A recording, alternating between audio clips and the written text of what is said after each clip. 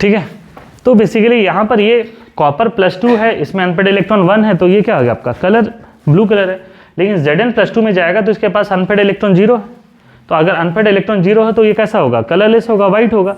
तो इसलिए ये क्या होगा, ये बेसिकली इसके अंदर में ZnSO4 के फॉर्म में जा रहा होगा, तो वो एक कलरलेस सॉल्यूशन है। तो ये भी पहला पॉइंट समझ में आ गया। जिंक रॉड क्यों कम हो रहा है, क्योंकि जिंक ऑक्सीडाइज हो रहा है। रेडिश ब्राउन प्रेसिपिटेट क्यों फॉर्म हो रहा है, क्योंकि कॉपर रिड्यूस हो रहा है।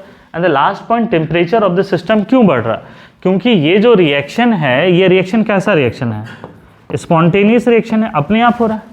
और स्पॉन्टेनियस रिएक्शन है तो इसका मतलब है कि इसका जो एंथैल्पी ऑफ रिएक्शन होगा वो क्या होगा, निगेटिव होगा। ये energy is release by the reaction, और एनर्जी रिलीज होगा तो टेम्परेचर बढ़ेगा। दूसरा हम ये भी कह सकते हैं कि साथ ही साथ में जो डेल्टा G होगा वो भी क्या होगा, निगेटिव। तो इनकी वजह से एनर्जी रिलीज हो रहा तो टेम्परेचर क्या होगा, ये बढ़ेगा। तो यहाँ से जो एनर्जी रिलीज हुआ ना, तो लोगों को क्या लगा कि ये जो रिलीज्ड एनर्जी है उसको हम कन्वर्ट किस में कर सकते हैं, इलेक्ट्रिकल में। ड्यू टू दैट रीजन तुम देखते होगे कि आज के डेट में जो बैटरी का जो इस तरीके का इवोल्यूशन आया है वो इन्हीं एक्सपेरिमेंट के बाद आया होगा।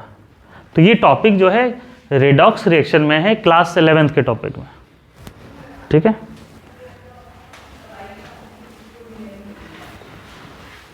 लिख लिए। तो स्पॉन्टेनियस एंडोथर्मी नहीं,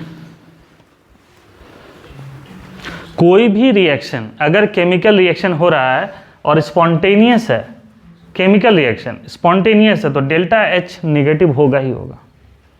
समझेगी नहीं इस बात को। कुछ फिजिकल प्रोसेस हो सकता है जहाँ डेल्टा H पॉजिटिव और स्पॉन्टेनियस है, फिजिकल, लेकिन केमिकल चेंजेस जितना भी है, केमिकल रिएक्शन होगा वहाँ डेल्टा H निगेटिव होगा। यहाँ तक क्लियर।